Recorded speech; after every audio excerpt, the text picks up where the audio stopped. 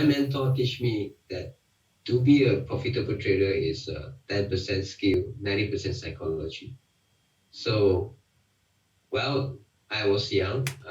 I didn't know much about psychology until I keep hitting myself in the market. So that's where I pick up and learn. So, well, when any advice, I think the best advice is to be strong in the psychology, because when we just use one indicator with strong psychology, we still can be profitable. Welcome back to the CTI YouTube channel. In today's interview, I got to meet Salem, who is our newest portfolio manager. So Salem is from Malaysia and he's been trading for 13 years. And this is his 6th evaluation. So if you guys need some motivation, watch this interview because we discuss some very deep psychological topics on FOMO, fear of missing out, revenge trading. So if you're struggling with these things and you want to become a full-time funded trader, make sure you watch until the end. Make sure you're smashing that like button, subscribing, and share this video with another trader who is struggling with these and also wants to become a full-time funded trader. On that note, enjoy this interview. Thank you for joining us, Salem, and well done for passing the CTI evaluation. How you doing? Thank you, sir. I'm good. I'm doing well. Thank you, sir. Good, good. You must be very proud of yourself. I mean, it's not easy to pass the evaluation, is it? Well, I'm happy, of course, but I need to hold back that excitement because it's a big step in the long race. Yeah, still much more to go for. Exactly. Yeah, that's exactly what I tell traders. It's a big journey, and it's there's not necessarily one destination.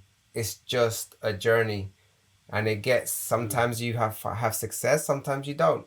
And this time round, you found some success. You've passed the evaluation. And is this your first evaluation, or have you attempted a few times? This is actually my 6th evaluation. Number 6, yeah. Number 6, Oh, yes. okay, there you go. So there's been a rough road. It is, and I learned from those evaluation. Yeah, they are actually very meaningful to me. Good, good. Because you started this one, was it when did you start this one? In May? You mean my current my 6th Yeah, evaluation? this evaluation you Yeah, started in March, didn't you? yes, that's correct.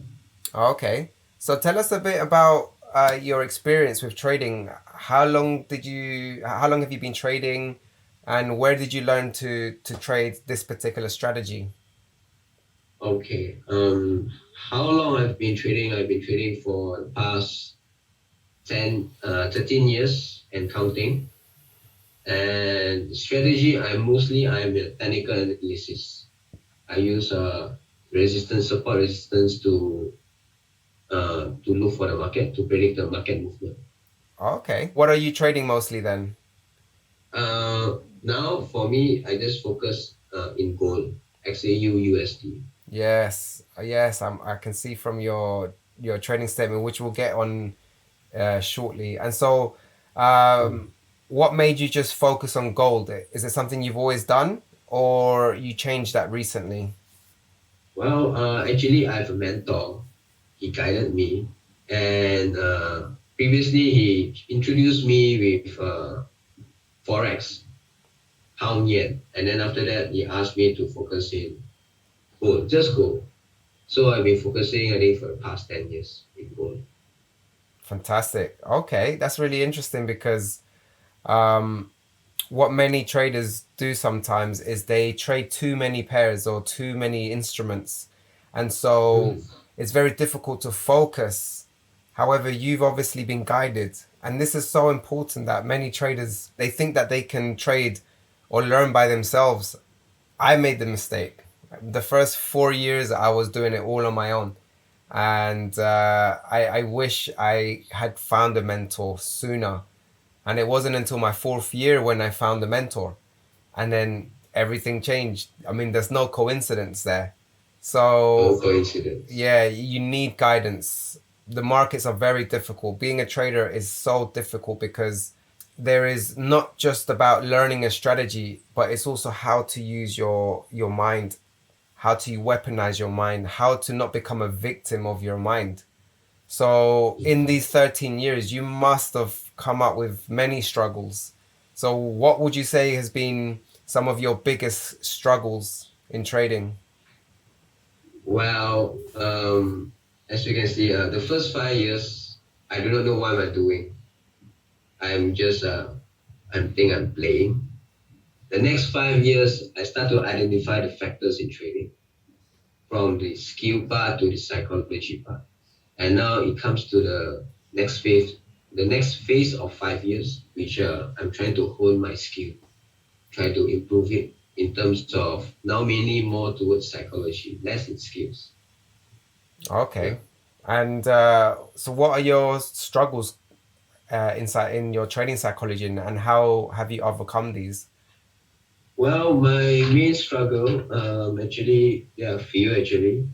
The first part is revenge trading, which means when I have a loss in trading, I have the urge or tendency to go into the market again emotionally, not logically. And second, I'm eager to enter a trade, not being patient enough. So which actually resulted me in bad positions and leading to more bad decisions. And nextly is fear, also known as FOMO. Well, few fears. The first fear is fear of missing out. Yeah, that's the second one actually I'm talking about. Now this is another fear, which is fear from taking the right trades. Yeah. Yeah, so those are actually my struggles in trading, and yep, still trying to overcome them and be better at them. Yeah, yeah, these are very, very common, and thank you for sharing those because not Thank you, many sir. traders are comfortable with talking about the psychological struggles and obstacles, and we sometimes we tend to see them as a weakness, and in some cases it can be a weakness. It can actually stop you from improving. It can actually cause a lot of self-sabotage. But there's one thing in common that you've mentioned about these struggles, and it's the topic of fear, right? Yeah, fear. And fear is a very powerful emotion, and it manifests itself in different ways. So It when does. when you think about an emotion, you also need to think about the belief behind the emotion, because this is beliefs and emotions. They work together to give you that feeling. What gives it impact. And so what you need to look at, what traders need to look at in particular, is their belief about what they are fearing. And so in it's very common, because the first one that you mentioned was um, Revenge. revenge trading, right? So what Yes. happens with revenge trading is very similar. Uh, it's very similar to actually, for example, losing your wallet. How many times have you lost your wallet in your life? I've lost my wallet so many times, but I would say 99% of the time I always find it. But the process of trying to find my wallet, I am suffering. I am stressed because it has my personal belongings, it has my ID, it has my bank cards, I might have some cash, I have some pictures of my family, and I'm like, oh, I have to find my wallet. And so I feel very uncomfortable, very stressed. And then when I actually find the wallet, I have this feeling of peace, happiness, joy, inner peace. I feel suddenly like I have completed my mission, and it's a good feeling. Okay, so Yep. when we relate this to trading, it comes down to how our perspective to money. Okay, so with the analogy of losing the wallet, the reason why it's very important to me is a few things. It's mostly because the money involved in the wallet. It could be with my bank cards, it could be some cash, and it could be my ID. It costs money to renew this ID. It takes a lot of time. And so we have this attachment to money because it provides us security. It provides us the food that we need to survive and provide for our families. It provides us the shelter.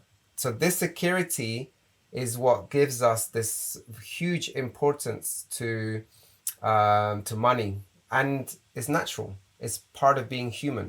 Okay, we need to protect ourselves and we need to protect our families. And so when we lose a Yep. trade, we associate this loss in a trade as a loss of money, meaning we have less security. What happens when we have this feeling? We feel we suffer. Fear and doubt comes in. We Yeah. become stressed. We become uncomfortable. We become anxious, and until we get this money back, then we do not have peace. Then we do not have joy and happiness. Like when we find the wallet, it's like, my wallet, so happy I found it. It's the same with trading. And sometimes the worst thing that can happen is that you revenge trade and you make your money back. You make the losses back. This is because it reinforces in your brain and your mind that I did the right thing. I'm so happy I revenge traded because I got my money back. Okay, this is very dangerous. So that was the Yes, first it is. so what we need to do is we need to change the perspective of how you think about money. The same thing happens with something similar happens with fear of missing out. Okay, so or no, the second issue you mentioned was jumping the gun. You enter the trade early, Yep. and again this comes down to your belief and attachment to money. You see money as security, as something very important. And so when you see a trade and it's already gone, you missed the opportunity, and you feel like, right, I can I this is my trade. I researched this, I took time to analyze this, but I'm a little bit late. I'm going to enter now because my target is still maybe 1-1, 2-1. It's okay. But this is breaking your rules. Okay? This is you missed the trade. And so you're in a situation where it is you wish that you were in this trade, but over 1,000 trades, it is much better to be wishing that you were in a trade that you're not in than being in a trade and wishing that you were not in the trade. Right? So I'll say that again Yep. for everybody. It's better to wish that you were in a trade and be out of the trade than being in the trade wishing you were out. Because how many times have you revenge traded and very soon you're like, I wish I did not take this trade. I wish I skipped this. So it's better to be like that. Why? For two reasons. One is because you are preserving the capital. Because if you're out of the trade, it means the capital is not at risk. This is very important. And number two, if you're out of the trade and you're also in a better psychological state and a mental state for the next trade. Because if you're in the trade and you revenge trade and you get stopped out, and then you have another trade, you are going to be frustrated, you're going to be angry with yourself, and maybe you just think, I'm too stressed, I don't want to trade, and you walk away. But you walk away when there is a very good trade. Yes, it happens to me a lot of times actually. Yeah, it does. Unfortunately, because this is the way probability works. Okay, so you need to be ready and prepared for each and every trade as if it's unique. So there's a book that talks about probability very well, and that's a book called Trading in the Zone by Mark Douglas. So this book it goes into detail as to thinking in probabilities, that every moment in the market is unique. And so I really recommend this book for everybody, especially when it comes to trading psychology. So, right, that was some tips and advice that will hopefully benefit everyone that's listening, and of course it benefits you as our new portfolio manager. Will do. Looking forward for that book as well. Thank you very much for the advices. You're welcome. So could you tell us a little bit about where you're from and what else do you do with your time? Are you currently working, studying, or run a business? Okay. I'm from Malaysia. Okay. I stay in the capital, which is Kuala Lumpur. And I've been trading since my college time. But in the meanwhile, I also do some other businesses. I involve myself in real estate, and then I got myself into a business which is hair care treatment, which helps people grow hair, and also in F&B, food and beverages, which they are still running concurrently, still going on. But I dropped my real estate because it takes too much of my time, and I would really want to focus in trading Yeah. because that's where I see my goals can be done. And also, yeah, what I normally do is juggling between these three businesses and also spend time with my families. Yeah, Wow. just have to Wow. balance out. You sound like a very busy man. So it must be tough multitasking sometimes. Yeah, it can be tough, but because I've been doing this for a long time, I mean at least 5 years, so I get the rhythm now. So I'm a slow learner, but yeah, slowly, when the time is long, yeah, slowly things will start to settle in. Yeah. Okay. Fantastic. Yeah. So let's have a look at your trading statement, and let's see your performance. Let's go through it now. Right. So just having a look at your trading statement here. Mm-hmm. I can see that yeah, you were very disciplined. You stuck to trading gold, and you had both buys and sells in gold. So you didn't really have one particular bias. You just in and out. Would you say that your trading is are you scalping? Are you day trading? Okay. Actually, I have a hard time identifying myself. I I'm an intraday trader, and I also do swinging, but I'm more towards intraday trader. Okay, fantastic. So let's have a look at your stats here. Um, Sure. okay, so your profit factor is 1.28. So your average profit and your average losses are pretty much the same. Your largest profit was about, let's see, was almost was that 2%? You made a trade that was 2%? I think so. Is it? I can see it 68.8. Yeah. Yeah, Oh, that's okay. it. That Yeah. must that must have been a quite a good trade. So you actually managed to keep your losses quite low considering how much do you risk per trade? I measure myself in pips wise, so it's 600 pips. That's Ah, my stop okay. loss. Oh, okay. You do that. You do it like that. I see. That's okay. Yes. You have a good win rate, very good win rate at 59% win rate. Um, so Can be this, better. yeah, of course it can definitely be better, especially if you're doing some revenge trading. Yeah, yeah, it can be better.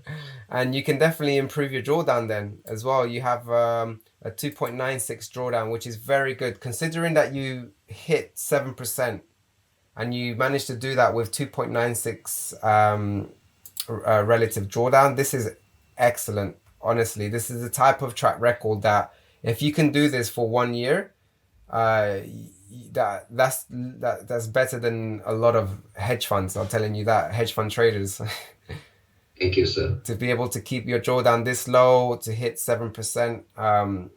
And yeah, that's very good. Especially you started in March, so that's only been it's been less than a year. Imagine that.